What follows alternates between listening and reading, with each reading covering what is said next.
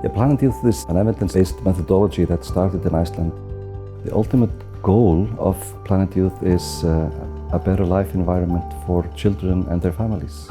We went from being the city in Europe with most teenage drinking, smoking and use of drugs to being the city with the lowest numbers only 20 years later.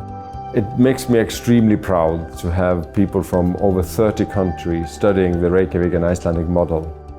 At the 2020 conference, we have speakers from 14, 15 countries. We at ICSRA, we learn just as much as the rest of the audience.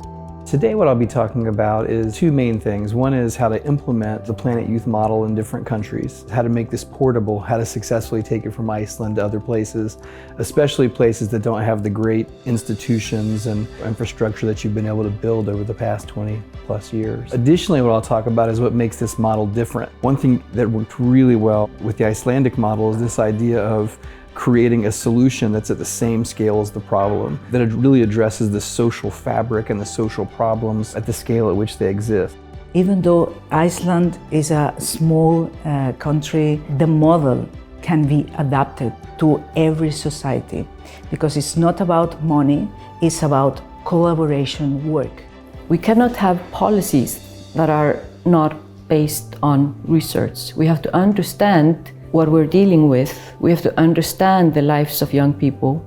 We analyzed the data based on the risk and protective factors within the Icelandic prevention model. We look at parental factors, peer factors, leisure time activities, school factors, and the community. And then these are also cross-tabulated to show how risk and protective factors are related to alcohol, tobacco, and other substance use. So we know where we can strengthen and know where we have to reduce the risk factors.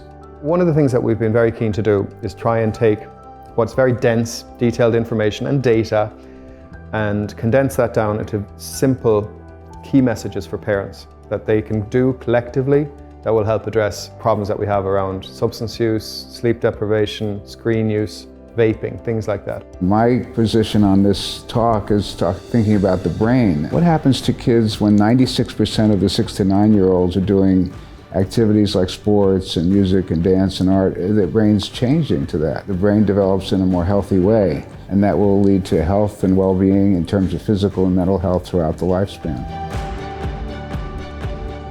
This is the second year I've been at this conference, and it's a fantastic experience. I think there's a real power in having like-minded people come together. I think networking is more important than information, and so when you have people meeting each other and they form that human bond, that helps to continue and to make progress in this whole area. That's the most important thing. This conference is magical. Having a global effect in changing the lives of children and adolescents, I mean, hello, what more can you ask for?